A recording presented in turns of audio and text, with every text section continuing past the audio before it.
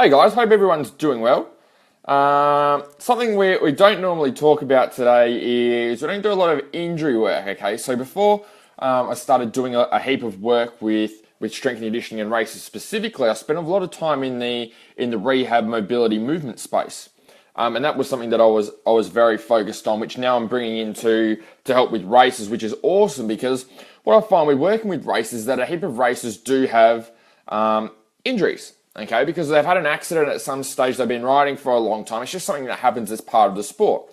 And most of us do carry some sort of or injury or niggle which hinders our ability to be able to train, ability to be able to race. And back pain seems to be one that comes up a fair bit for races, which I hadn't really thought about too much. But thinking back on all the people that we have worked with and prior to working with them, the races that we've worked with, back pain and back injury seems to be something that comes up a lot, not just with racing, but actually affecting racers with their training, with their work, with other areas of their life, which then carries over into racing.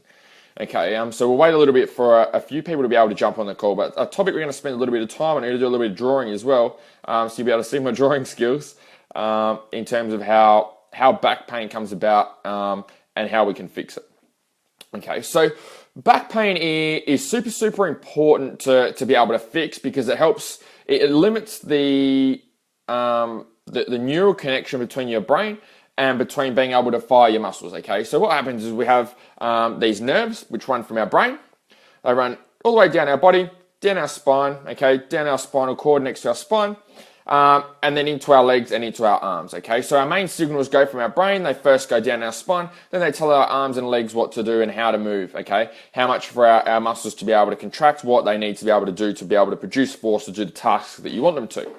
So when we have some sort of back pain, most of the time, or majority of the time, what's happening is one of those discs has been hurt. So this is the bit where I'm going to do a little bit of drawing, so bear with me for a minute while I flick the camera around. Okay, so the way our back works, I'm going to try and draw here as best I can so that you guys can see what's actually going on. So let's just say that this is you, okay? Now, what happens is we have our brain up here. That sends the messages down our spine, okay, first. That's the first thing that happens.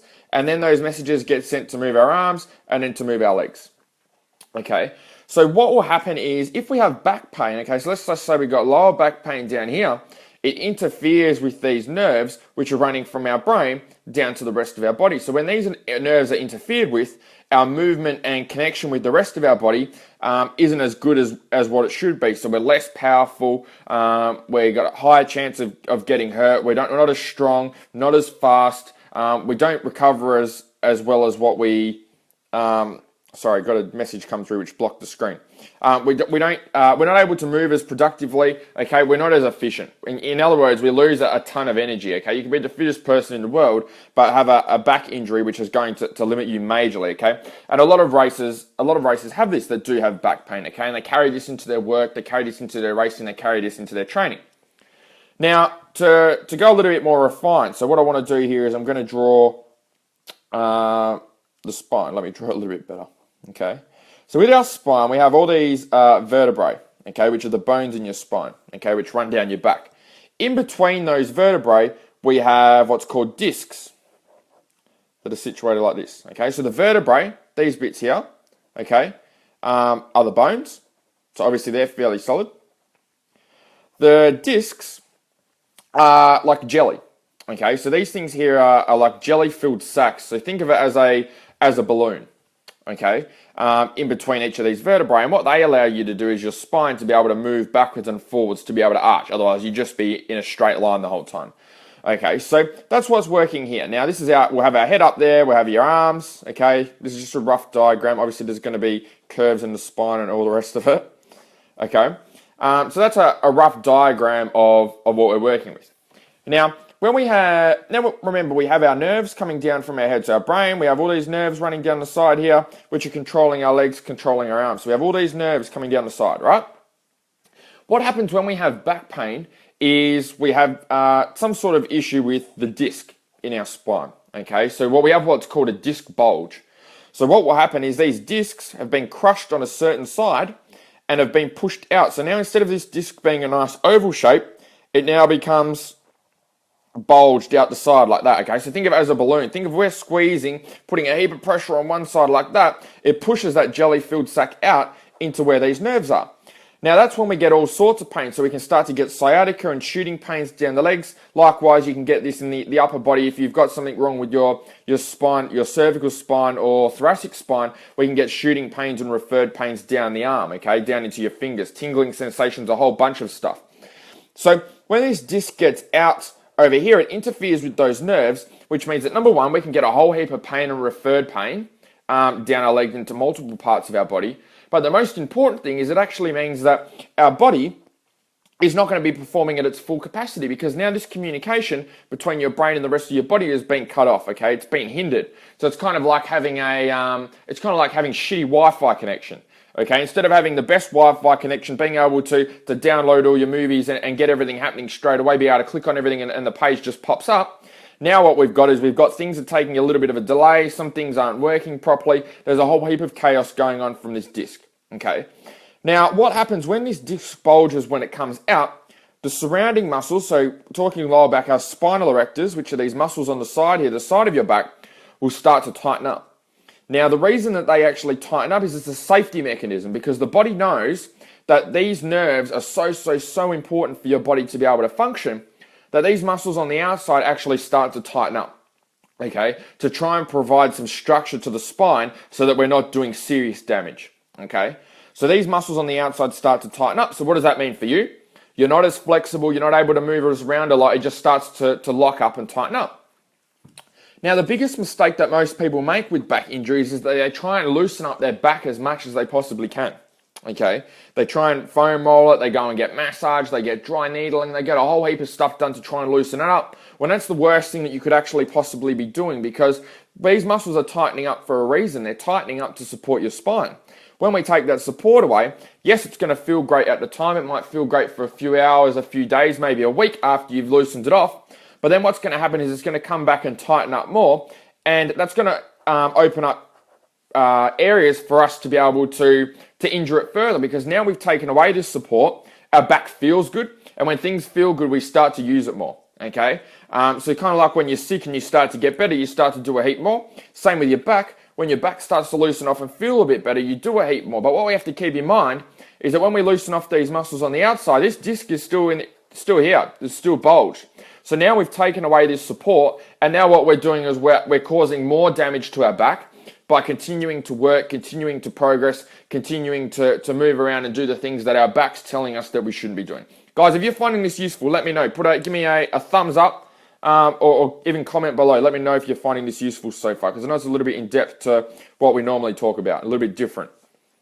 So that's what we need to be able to work on. We need to make sure that we're not interfering with these. Now, what we need to do is we need to actually listen to our body and go, okay, if my back's tight, if my back's locking up, if it's getting sore with training, with work, with racing, there's a particular reason for that. Okay, there's a reason that it's locking up. And that's usually because this disc, okay, has been interfered with. Now, you're probably asking, okay, well, how does this disc jump out then, and then how do we fix this whole thing? What we need to be able to work on is getting this disc back into its normal, excuse me for a minute. I had some almonds for breakfast, they're getting stuck. Alright, so what we need to be able to work on is getting this disc back into its normal spot so that these nerves aren't interfered anymore. Okay, and the way we do that is there's a couple of ways to do that.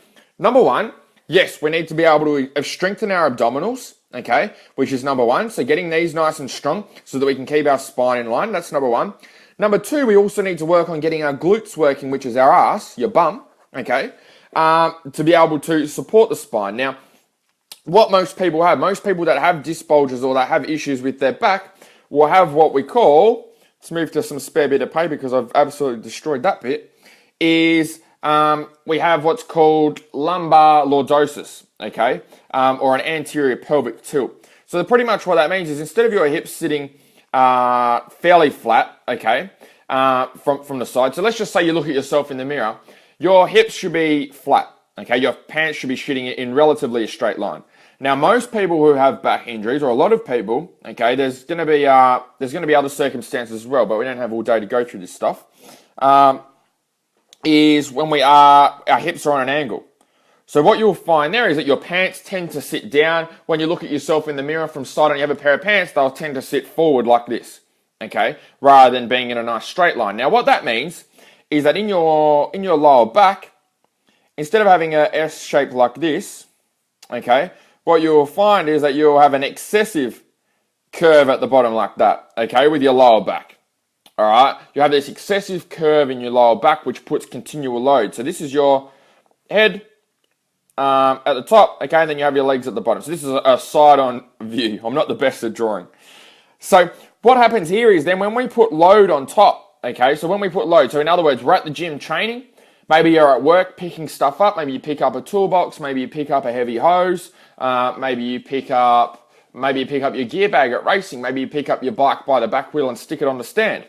Anytime that we put load through our body, we have load going straight through like this, okay? What starts to happen is we start to get this weaker point in our lower back here. Now this comes back to our diagram over here, is what starts to happen is these discs are unevenly loaded, okay? So instead of everything being stacked over each other nice and neatly like this example here on the left, we start to get this example here on the right where we start to get a heap more pressure on one side of our spine than we do on the other. It's not as even as what we need it to be. It's not like over here. And what starts to happen is those discs get a whole heap of weight put on one side and they start to bulge out the other side.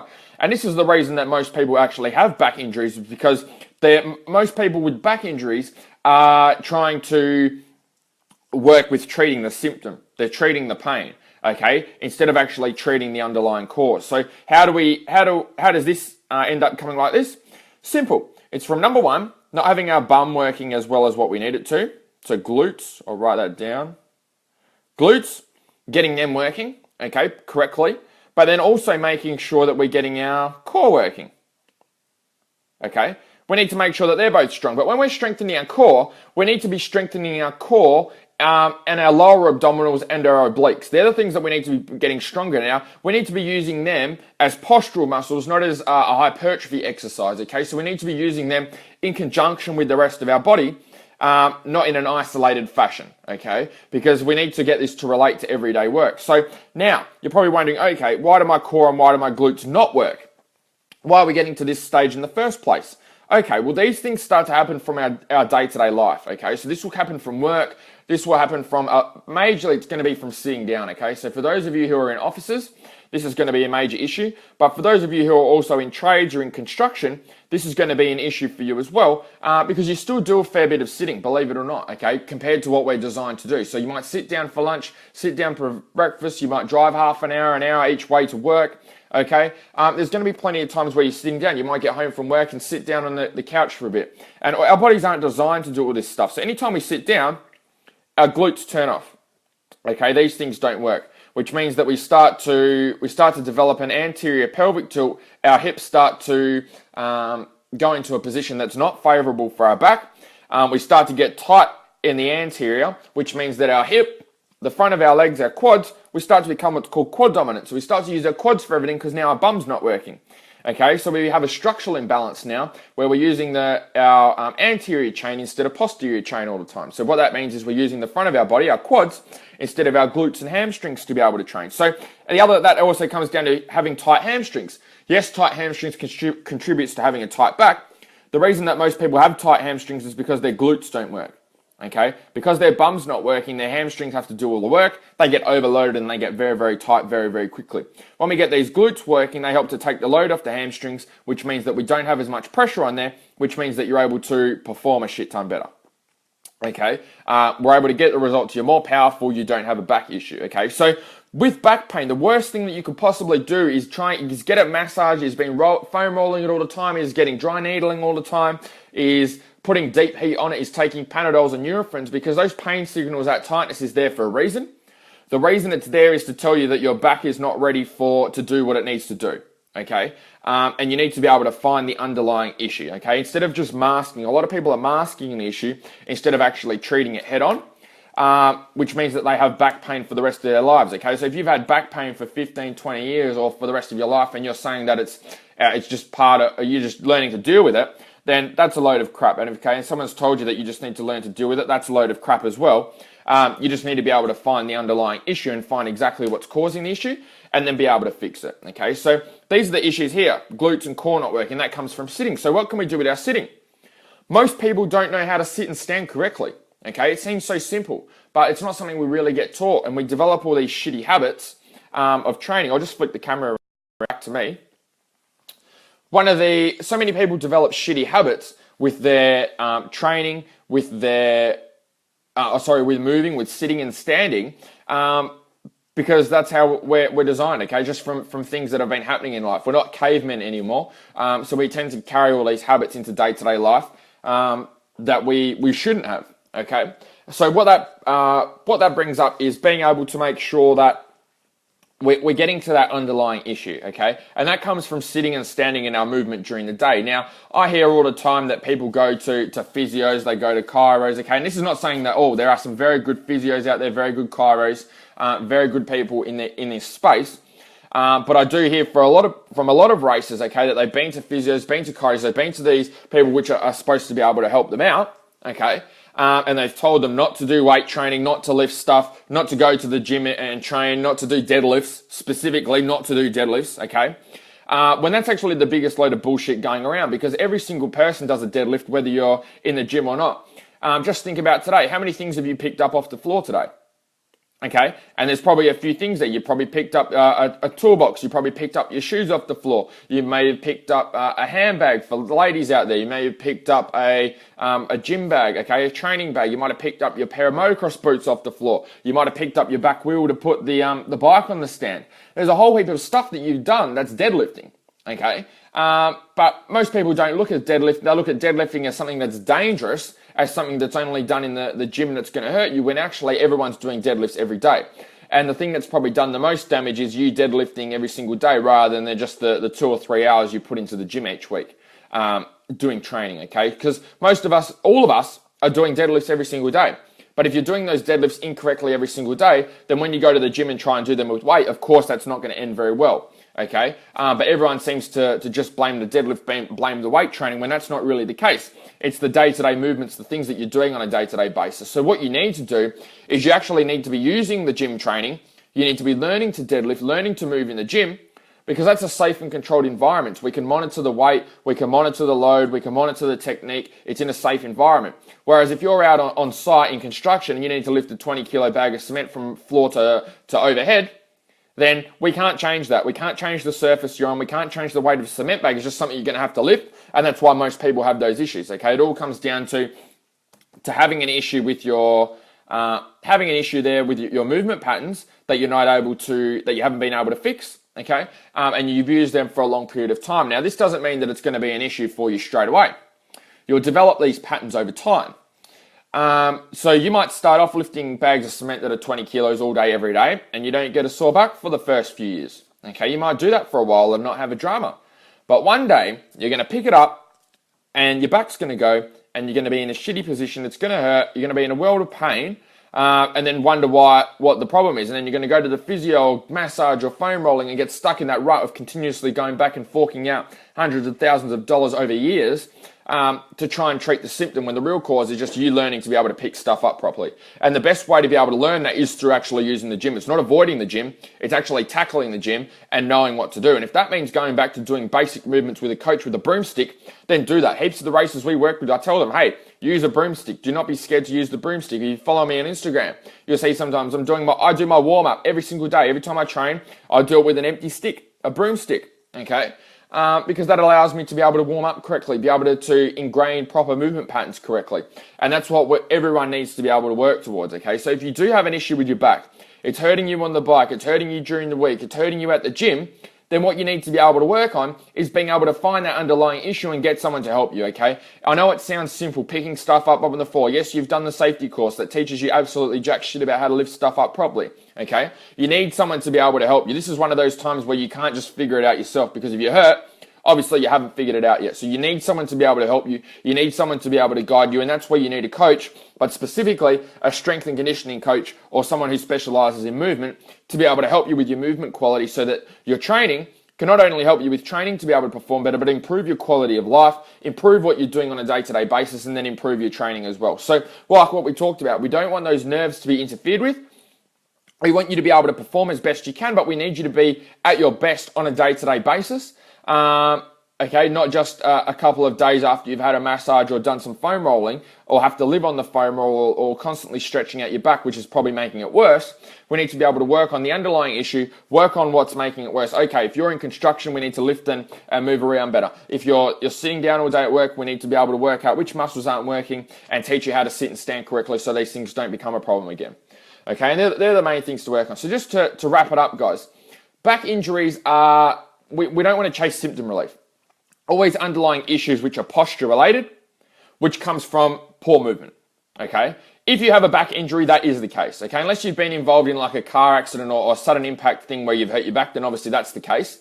But most of us, for everyone else, okay, who has back pain, who's had consistent back pain, okay, there's something in your movement that's wrong, okay? Don't think that you have everything nailed, that yes, I'm lifting everything correctly, I'm sitting and standing correctly, okay? Because if you have back pain, there's obviously something wrong. And I speak from experience because I've had 2 disc bulges, okay? I know, I've done all this stuff. It took me years to figure it out after I spent heaps of time doing massage and dry needling and foam rolling and trying to get it stretching and trying to get it properly. I've been there, I've done it, okay? I'm speaking from experience when I say this, plus with working with hundreds of people at the same time as well, okay? And the issue is always with the movement, okay? There is something you are doing wrong with movement, and there's particular muscles that aren't working within that movement to be able to make sure that we can keep you safe and sound.